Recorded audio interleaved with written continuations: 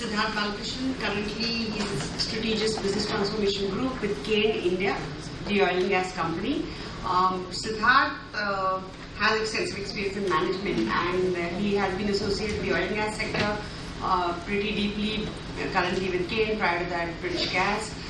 He's also led the infrastructure team for KPMG, so we hear a lot of perspectives from the management perspective, and oil and gas sector, responsible investment. That will be interesting, Siddharth. Siddharth is flanked by Ashwini on his right. Ashwini again brings a very interesting gamut of experience. Currently, he's the Director of Programs with the SR Foundation, but he's been associated with the International Finance Corporation, UNIDO, ILFS, and indirectly with Kane Energy in doing a key project for Kane Energy. So Ashwini will not only bring the breadth of experience from these companies, but also from a different set of geographies, which is very fresh in his mind still, which is Mozambique and what's the other country, Ashwini? Zimbabwe. Yeah. And last but not the least, and I thought this is really when I read this, I thought my job as a moderator is done. Biplav here is part of the, he's the Associate Director for the Responsible Business Advisory Team. So my sense was that's the guy for all the answers. And Biplav interestingly has pretty, it talks a lot about his resilience. He's got experience from two of the big four, which is KPMG and now currently with PwC. So I'm sure he's seen and heard a lot, been there, done that, not just in terms of businesses, but even civil society and governments, given he's got a lot of socio-economic development experience, livelihoods, etc. So I know Siddharth has a presentation, but let's try and deconstruct what social or what responsible business investment really means, as the guidance in the topic in the agenda is also mentioned. Let's try and deconstruct that to understand it in a different context that our three fellow panelists have experienced it. And like I said, I'm going to take the easy route with Biplav starting it to help us define what responsible business investment means. Thanks.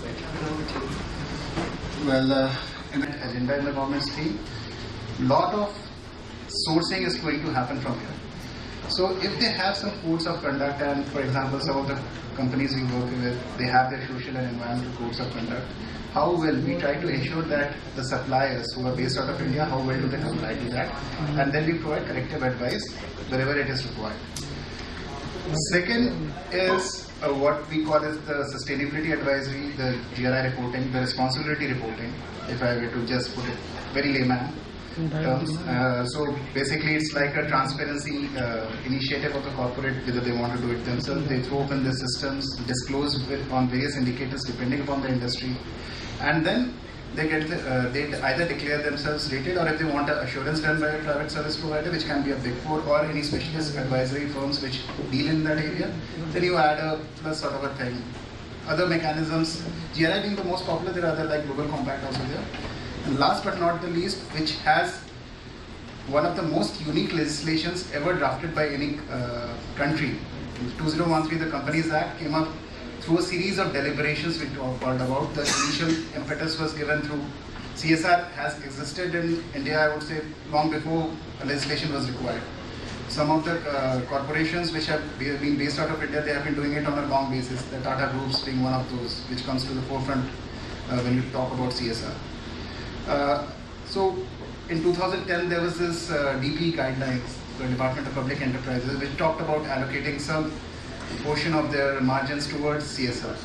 Then there was consultation.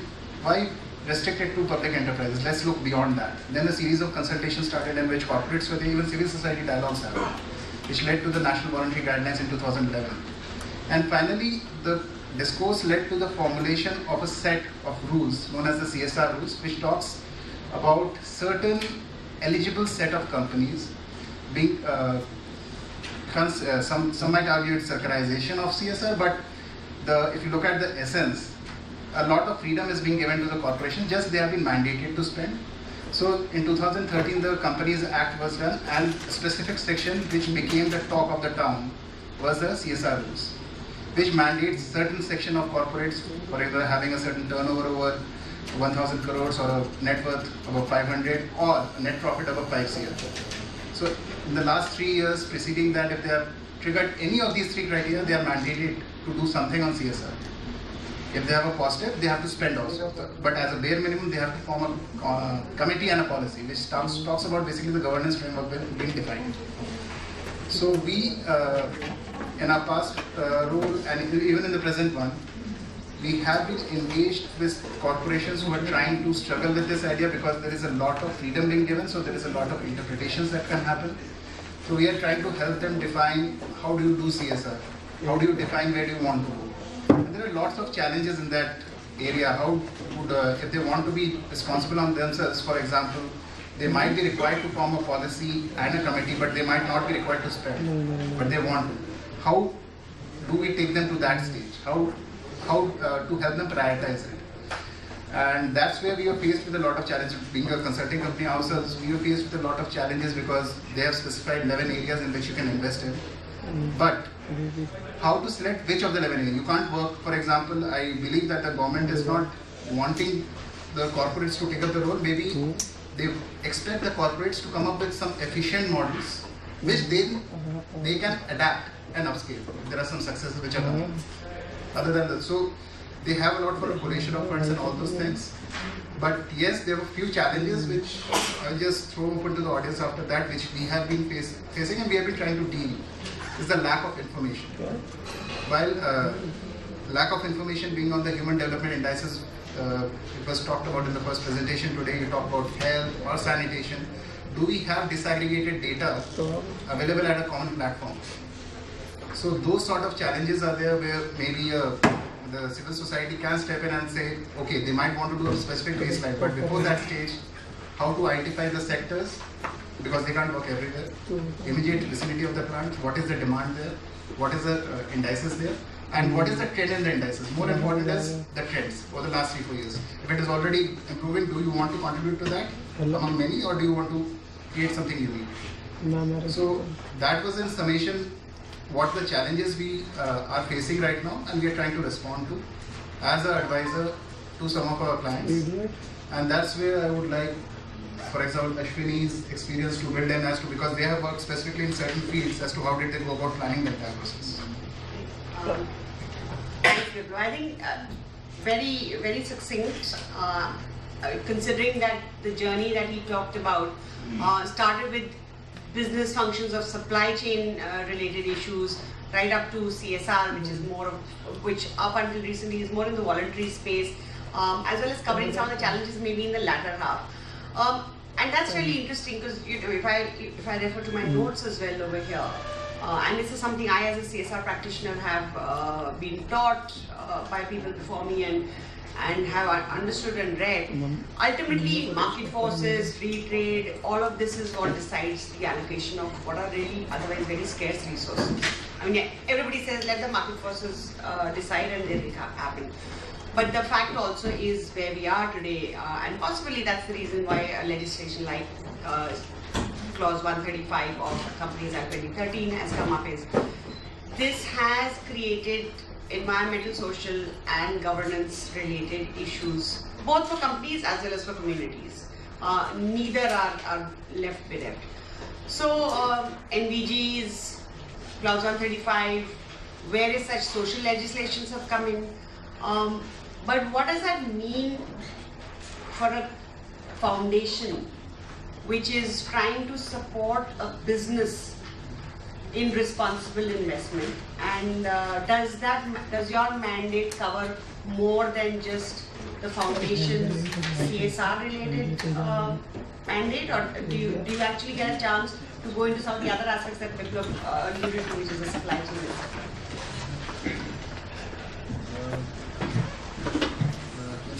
Allow me to addressing the issue.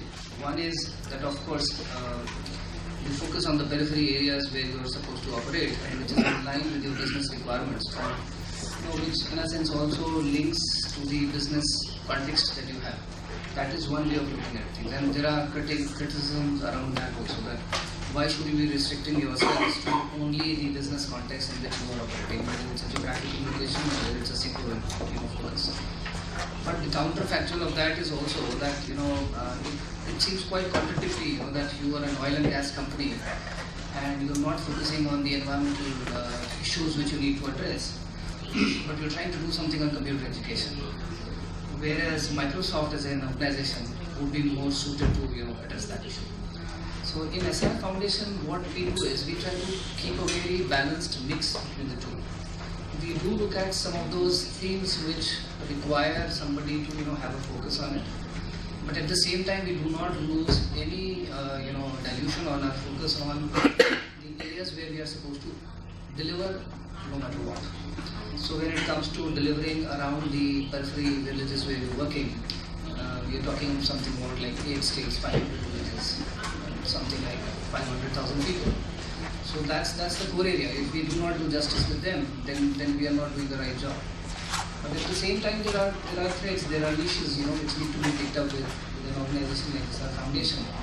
So, give you a small example of all the various activities which go beyond our mandate. There is a big challenge for employability of especially challenged people. I don't want to call them physically challenged, I would say especially able people. Tying up with skill development organizations, with NGOs, we've taken it up as a mandate that one of the SR Group companies, Aegis, which is into IT-enabled services. We build a lot of activities around that, making sure that a large number of such especially challenged people, especially able people, are trained, are absorbed within Aegis, but that's not the whole idea.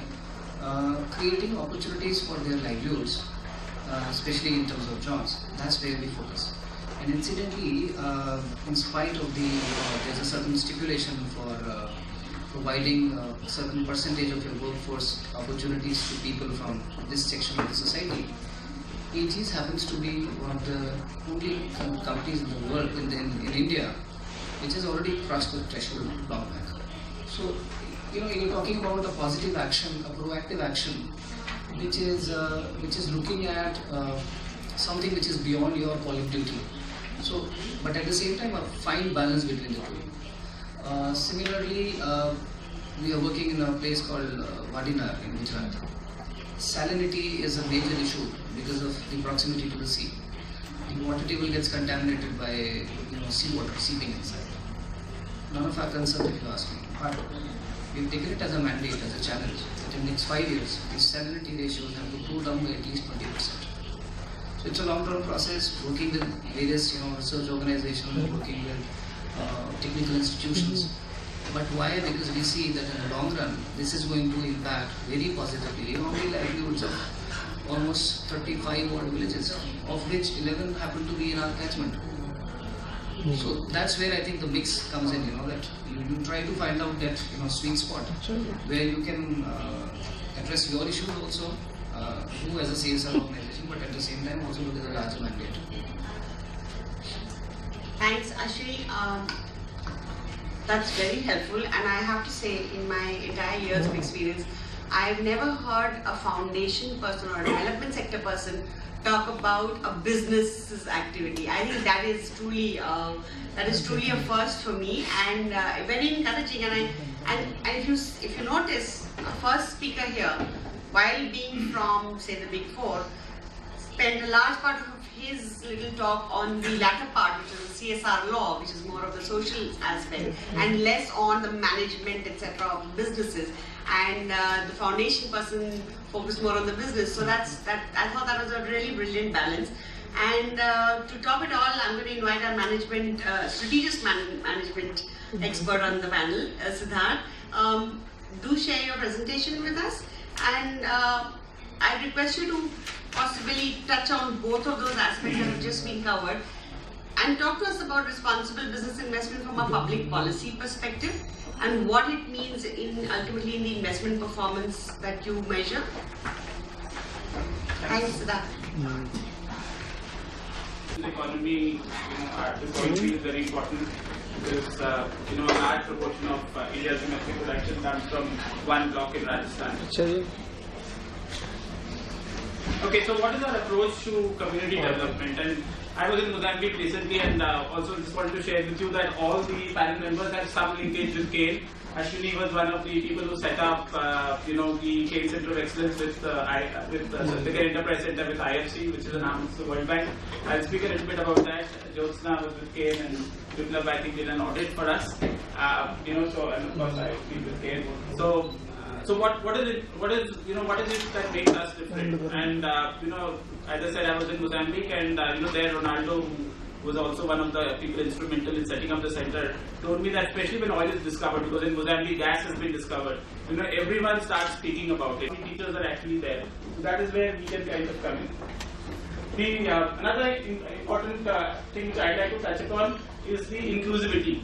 Now that is very crucial, because resources creates inequalities. So now if your CSR program is furthering those inequalities, by only touching a few people in the area, then it actually creates a bigger issue. So you need to make sure that your CSR program is inclusive. It touches everyone in the geography. So that is a kind of key pillar which we operate on.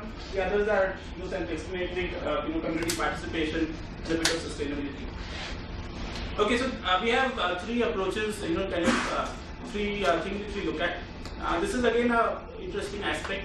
So one is the engagement cell, right? I'll share with you an interesting story. One person who, a landowner who had given some land for a project once told me. He told me that, he's very happy actually with the compensation that he has been given, right, for the land that CANE had acquired. But he told me he has 4 sons, right? So we have given the farmer the money, but he asked us, what do you expect my 4 children to do, right? They were earlier working on the land, today they have nothing to do. Right, so that is where the the engagement cell comes in, right? There are grievances which people have. They have questions about their future. So they have the money, right? But do they have a future? That is that is a question which this kind of let's say pillar tries to address. The second aspect is local vendor development.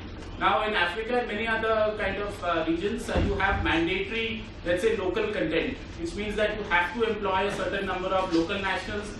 You have to engage with a certain number of local companies. In India, there is no mandatory local content. But if you don't do it, the benefits of an oil discovery don't go to the people over there.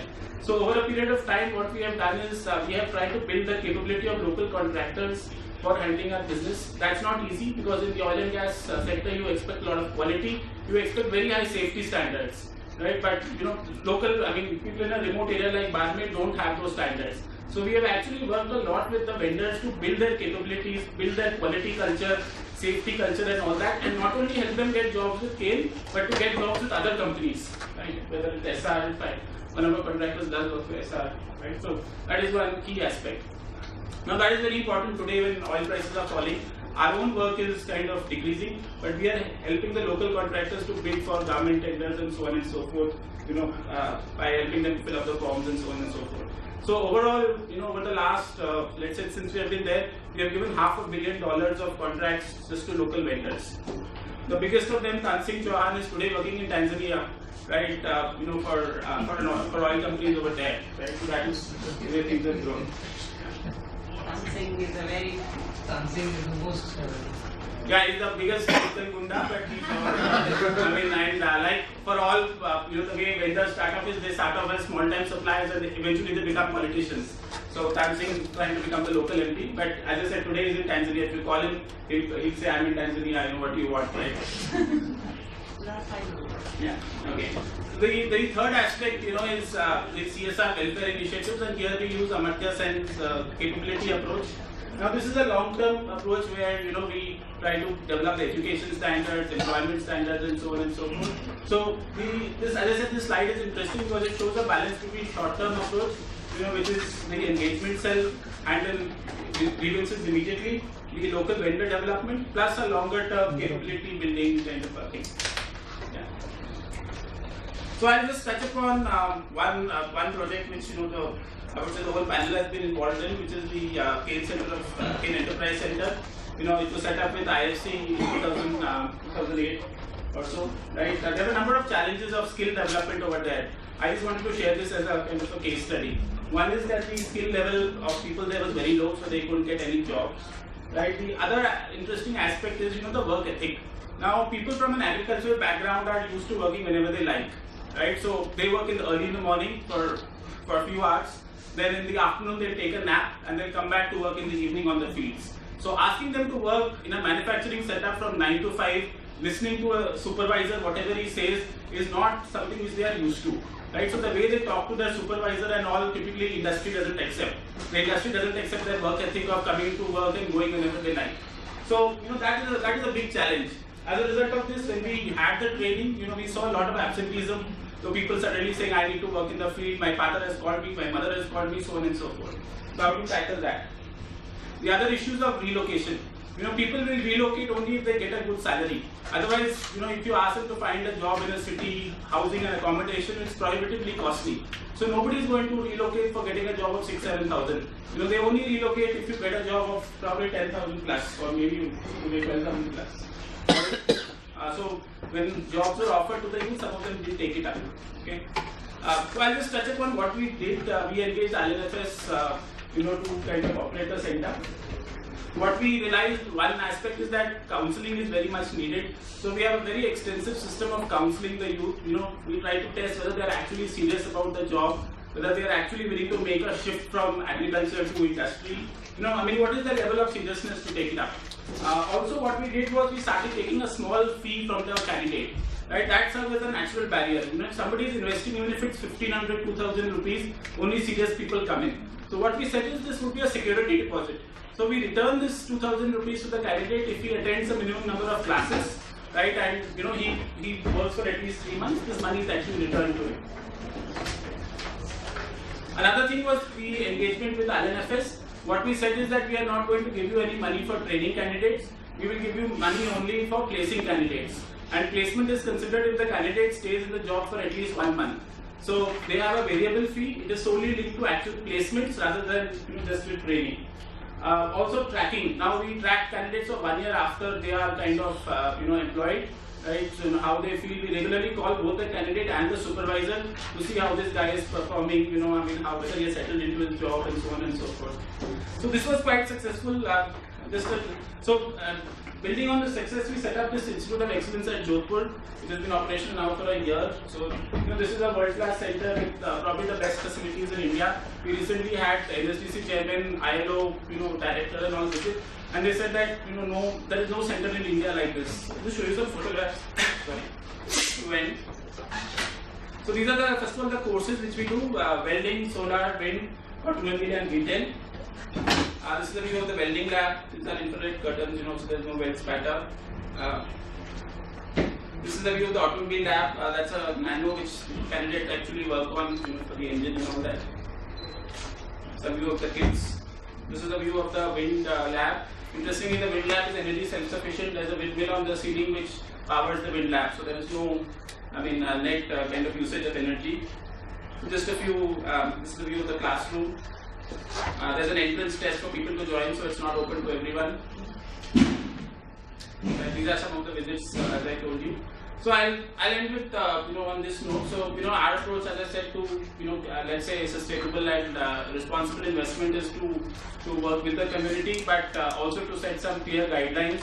That if we are doing some CSR program, only people who are genuinely interested, especially for a skills program, should come in.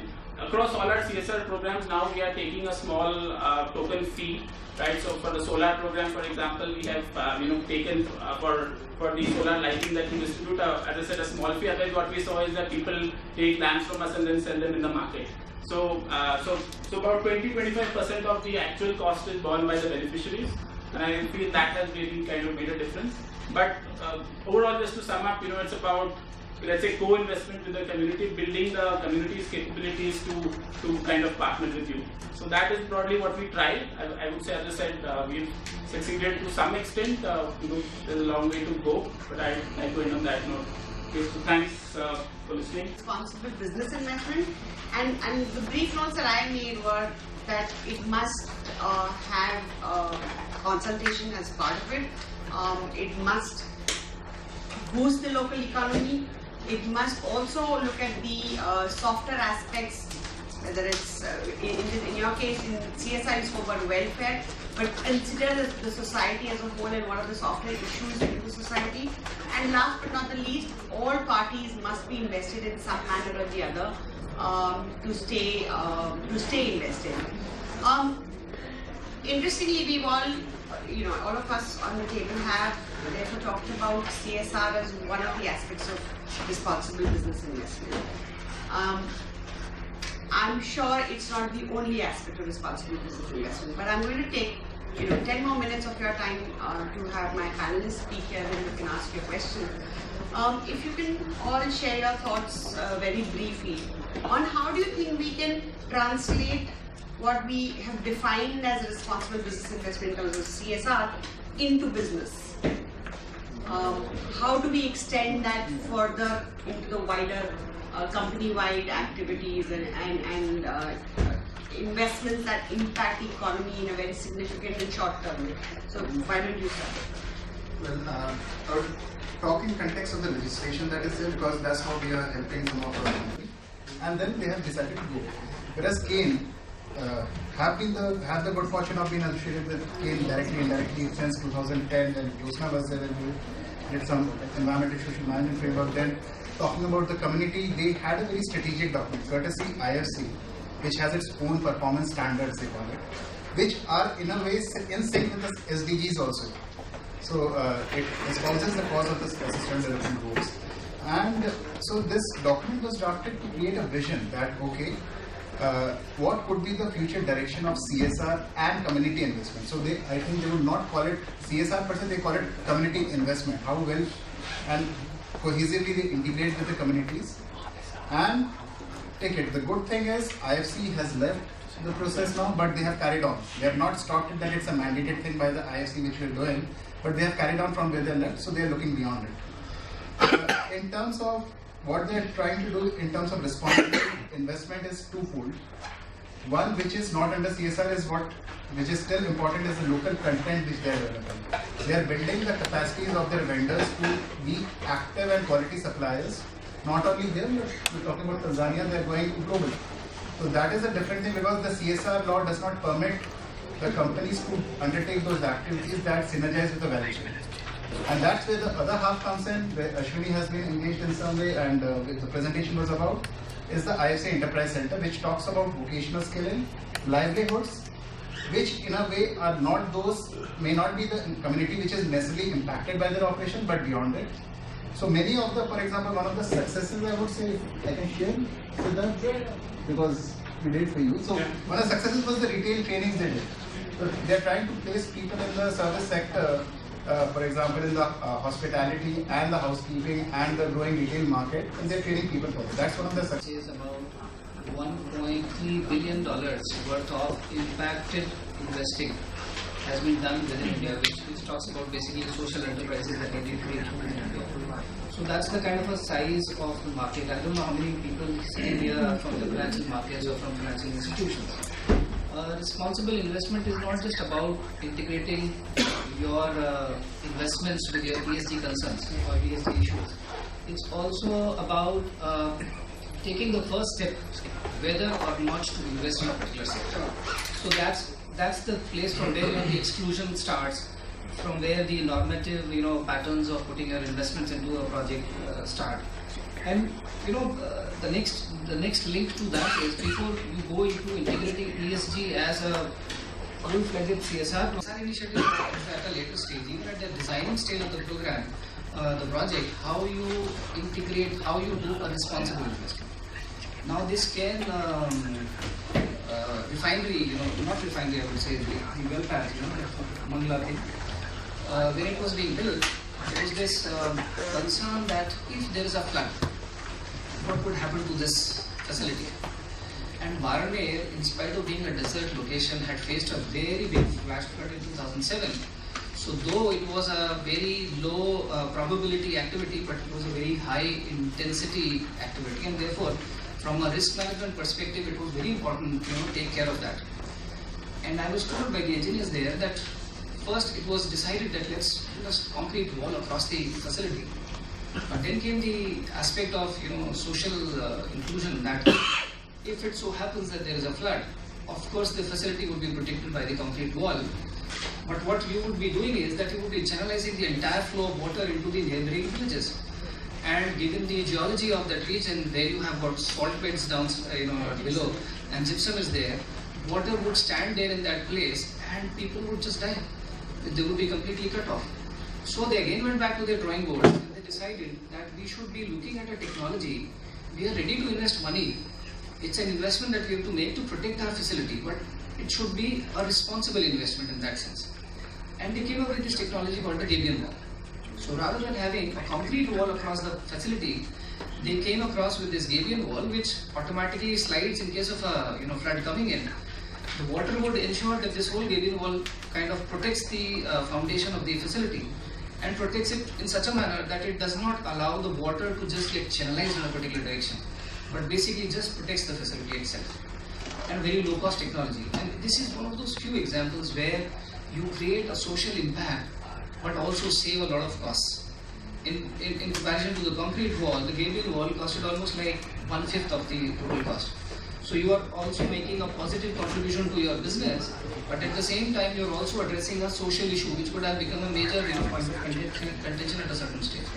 So this is where I thought, before you start getting into CSR programs and start delivering on health, education, sanitation, gender empowerment and whatnot, I think the first primary point of start is to see whether the investment that you are making itself is socially responsible or not.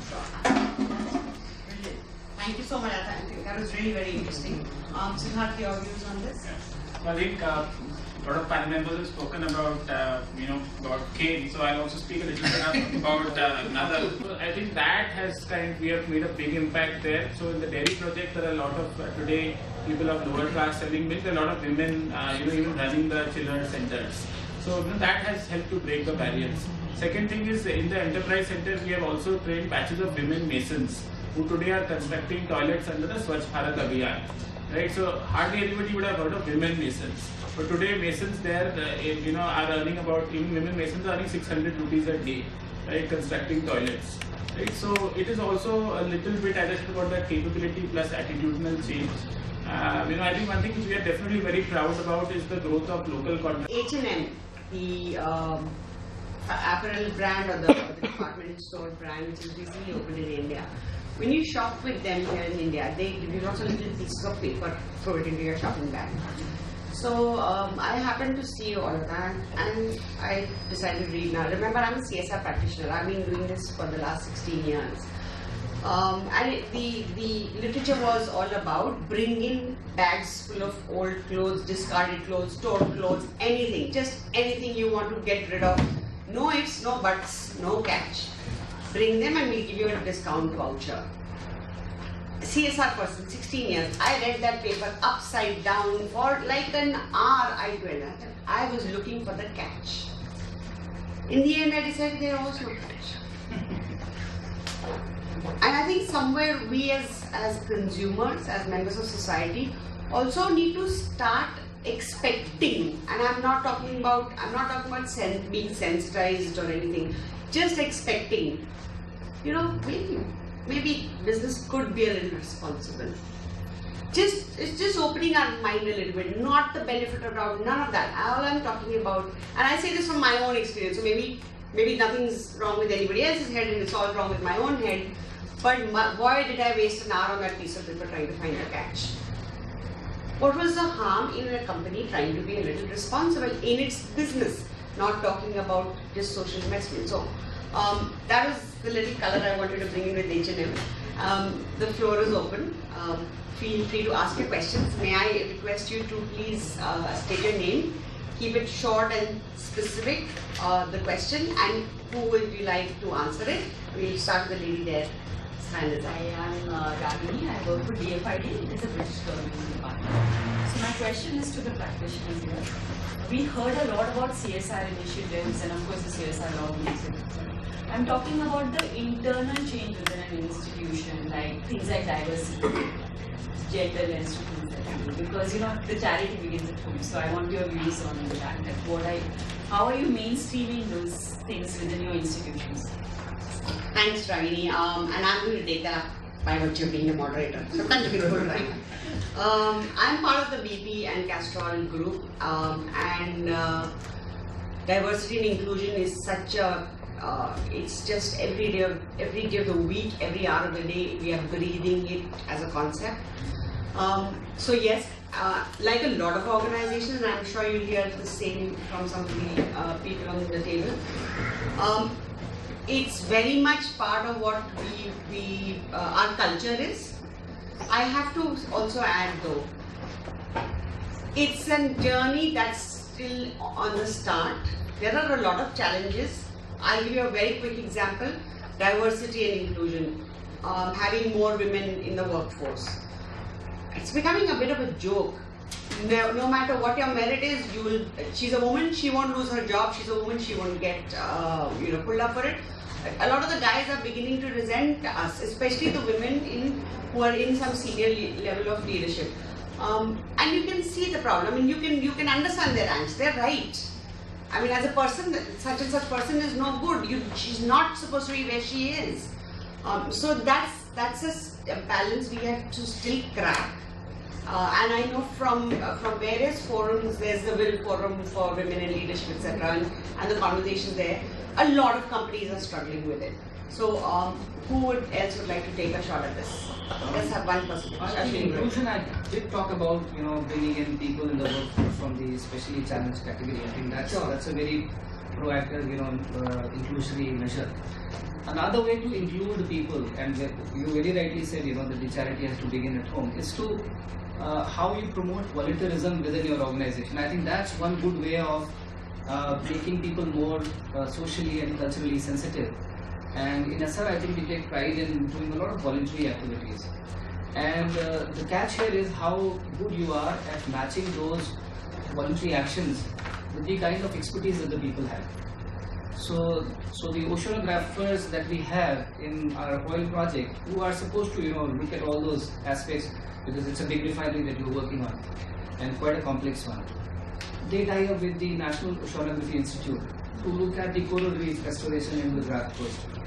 None of our business, but we are working on it. Why? Because it gives a lot of satisfaction to that.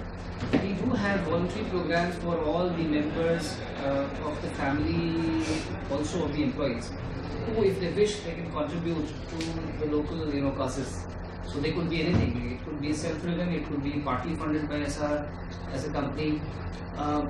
So that's one aspect of it. Diversity, yes, I think she touched upon the gender diversity as one aspect, but within our country, if you ask me, diversity in terms of people from different parts of the country working together as a team, we've come a long way, but we still have a long way to go. And I think it's somewhere, I will not be ashamed of saying it, it's somewhere deep-seated into our psyche as still, having a sense of identity by a particular surname that you have, or by a particular part of the country that you're coming from, or a particular kind of food that you're very fond of. I think till those kind of barriers we don't break, I don't know whether we'll be able to reach to that level of diversity and inclusion that you're perhaps researching. And therefore, Jyotsna, I may sound a little bit philosophical, but then how do I behave as an investor into my future society? How do I invest as a responsible citizen?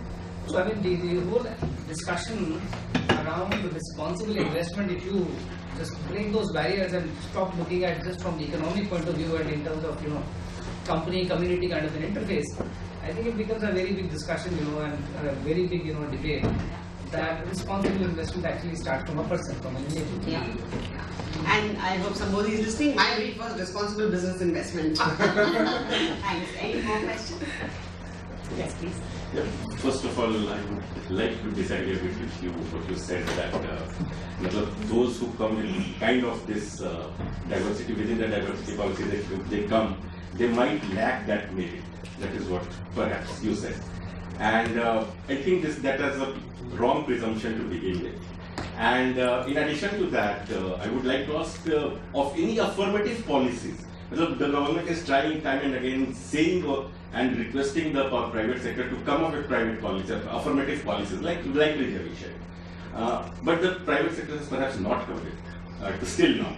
So how do you see this? Why are you not coming? And why that presumption that reservation would bring people with an unequal or maybe unequal kind of a living? So your name, please. I'm Prem Business from Action.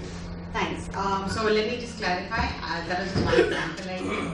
That diversity necessarily excludes merit was not the point. That was the angst that I was talking about. That it should not. But the whole idea of private sector not taking an affirmative policy like that. Sure, and that is your We question. understand it like that. That is your question. So Biplab, would you like to take a shot? Well, Given you experience so many companies, not just the affirmative actions, for example, the Big Four themselves have come up with some Policies, I would say rather. So coming up with a policy that we will, like the government says, we will have a population of SCs proportional to their population in government of India, government job. Like 15% of the population is SC, so 15% of the employees in government would be SC. So that's let the private corporations, they are supposed to be efficient in their operations. Let's keep it at the base. Let's keep it at the base of the thing. If they have to be efficient and effective, we know about the effectiveness of the service delivery mechanisms of the government. Okay, so we have to consider merit. It can't be done away with. When you talk about affirmative action, that giving representation to SC is fine. Give them the benefit, but you don't continue to perpetuate the benefit once given down the generation. that is okay. No, that continues. That is not even perpetuity. in the government. Supreme Court has recently come up with the judgment that in promotions reservation would not work. In promotions, Only at concept also. only at the time of employment the reservations would count, but during the promotion within the career the reservations would not count. That seems to be becoming a discussion between the But other than that, for example, certain organizations from a gender perspective are coming. For example, PwC is one of those. Deloitte was the first one. They are competitive, but we'd like to acknowledge them. They came up with this policy of flexible working for women employees. So that's been the talk of the town. If you are hearing the news, so those sort of affirmative actions are being taken place. Okay, so that's one of the things I want to know, that where we can lead. But yes, merit has its own ground. It can't be discounted just like that for the sake of But I would again tell you that Lunchtime. see, all of those coming from private management institutes come out of as an economic reservation. I think that's a brilliant lunchtime conversation. That we can take. And there's lots of aspects. And Harshit had a question. actually, this was an extension of Ragini's question. One of my other questions, see, UN has already issued a guideline for the business enterprises to come up with human rights standards of CSR. But none of the Indian enterprises have still come up with. So what is your take on Losing it? audience. Sorry, we are hanging on. I would like to have a response. No, Yeah, human rights if team we is can just taking give up Harsh an opportunity to ask this question also. Yeah, Right. Harish, I'm from Sarthak Prayas. In CSI last 3-4 years, and even before that, we did not hear much on pro bono volunteering. And that, I think, is an excellent way to engage corporate employees with NGOs. The NGOs face a lot of challenges in terms of managing transparency in accounting, probably technology, probably hiring talent and retaining that. But we haven't heard much from the corporate side. When we approach corporates, that probably your key account person can spend probably 2 hours with us and help us managing the accounts well, or probably helping us designing the website, or probably recruitment drive. We haven't heard much on that, Yeah. probably with the So organization. Biplab, I'll again, take this on is your that. experience. As per the legislation, okay, I'm talking two different contexts, Yeah, have to yeah. separate. As per the legislation, employee volunteerism is not CSR. Absolutely, Okay? yeah. But we, for example, I myself am a part of PwC's foundation own initiative in Nepal, which is beyond India, Okay. where we are supporting a corporate which is into transient shelters, Okay. immediately after the earthquake. So we are the M&E partner for them. So we go interact with the beneficiaries, give the feedback as to where the process correctives can be done. That is there. Other organizations have developed into a model. I'm forgetting the organization's name, based out of Kutub Hotel. पहले MSDF office में MSDF office में आ गए हैं शालीन Rakesh head से voluntary services overseas. BSO has developed a very good model in which, for example, the things you're talking about, for example, taking a IBM guys, they come up, they have a regular partnership model. The guy come in for 2-3 months, work with, for example, they have supported the NSDC in developing some MIS which is very efficient. So those examples are existing and they are taking off. On the gender thing, there is a committee which has been set up, and we happen to have one of our advisors who's part of it. The gender mainstreaming is and what you call human rights are going to be the future direction of CSR, and it is some lobbying is already taking place on that front. So rest assured that this is like. So I would just like to submit one sentence, one last sentence, we'll that in definitely India give you the gender chance. equality is not the only thing. You have to consider multiple So, marginality. people want to hear the answer to your question. We'll come to that. Just giving the others an opportunity. Does anybody else want to talk about voluntary retreat now? Did we have your question? Yeah, I'm Arjun Phillips from Voluntary Action Network India. It's the apex body for all NGOs in India. Quick fact that Oxfam recently came up with the impact on social risks on Indian businesses. They released the report today. So I just wanted to question one of the 14 indicators that was within them was the human rights aspect. I mean, we have seen that a lot of corporates actually shy away from the human rights aspect. We have seen that in POSCO. A lot of Adivasis get in trouble with that, and other many mining companies operating. A lot of human rights violations by the state, also by the corporates, and how one can approach to a multi-stakeholder discussion about this with NGOs coming upon, because NGOs present a very holistic viewpoint on community development and participatory models, which I think is not there in the corporate side, which is more about skilling. Like Can India, eloquently you were presenting your facts that you're into the skilling part of it, but holistic development is left out. So if we can address that question. So if I may just start with that, I think that's a very valid point, and there are global efforts which are happening, and I know BP's been a founding member of the UN Business Principles Guiding Principles for Business and Human Rights. There's a lot, Professor Raghi did a lot of work on that. There is a lot of work happening. I guess your question is more about traction. Where is the traction? One isn't seen, and I think somewhere is the answer what's coming from. Yes. Traction is not being seen on some of these aspects within business. Having said the fact that BP is a founding member, I'm speaking for one reason, but I think somewhere we need to start making it a more involved conversation to start with. What happens so far in the discourse is we all take stands. One is taking a defensive stand, one is taking an aggressive stand.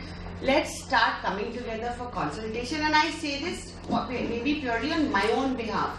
As a CSR practitioner, again, having worked with communities and businesses, I'm 22, my hair is white because of the boardrooms. Corporates just don't understand anything. That's my stand. No, I'm not 22. But we fought enough. It's time to have a conversation. Ultimately, organizations, businesses are also a bunch of people. It's not an inanimate object on its own. We people make it. We people make any organization.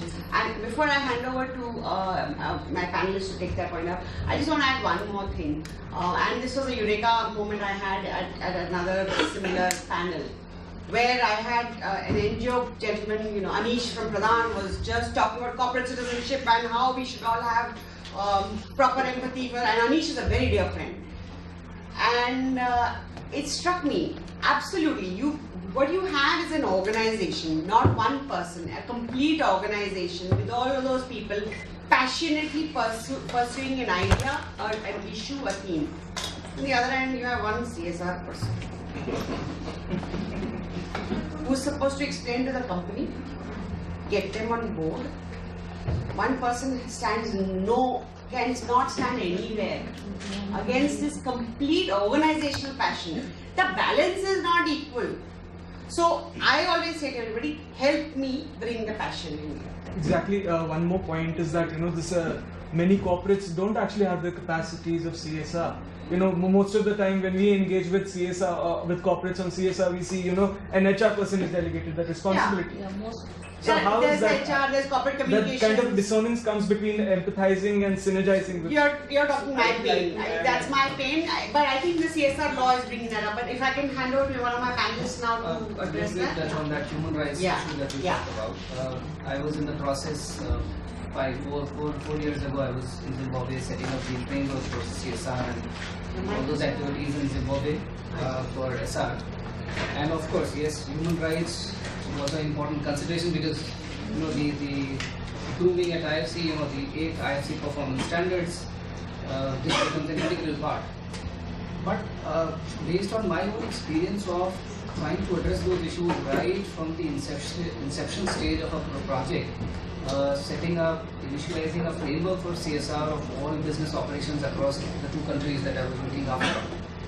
My perception is that the moment you use the word human rights, there is a certain political connotation that comes to it, unfortunately. Professor Regge, kind of people have been trying to build upon this whole concept as human rights being deeply entrenched into the ILO conventions and so many things. But at the same time, the moment you use the word human rights, and if some of you would be aware of the political situation in a country like Zimbabwe, the moment you want to use the word human rights and you want to engage with voluntary organizations working specifically on human rights, you are asking for a big trouble for your own company. So try to understand that human rights now, the way it is being addressed, and I can give you one small example. There's this International Convention for Mining and Metals, ICMM it is called. It's a kind of a guideline which is used by all mining companies across the globe, especially for the African region, and where there's a particular clause which very clearly says that as an ICMM signatory, you should be ensuring that your security personnel are fully aware of human rights. So that's a small way of introducing the concept of human rights in your scope of thinking and planning and strategizing by starting from which is the most key pinching point. Security personnel would be the first people to bring in human rights abuse. So let's start from there, build upon it over a period of time. And then perhaps I think some years down the line you would not be raising this as an issue that human rights is not being looked at. Thanks. So rather than talking about human rights as a big over-encompassing issue, it's important to see where you can actually strategize on it and then build upon it. Yeah, thanks. That's the way of looking at it. Thanks very much. I'm sorry we couldn't come back to you. I've already been given the signal from that end that we're 20 minutes late. But feel free to reach out to any of us, and we could do it all together outside. Thank you so much. I thought that was a very engaging conversation. I hope you found it too. I'm not going to try and summarize it. I'll hand over to you. Thank you, ma'am. Thank you so much. And thanks everyone for such a great discussion. And the participation was really appreciated.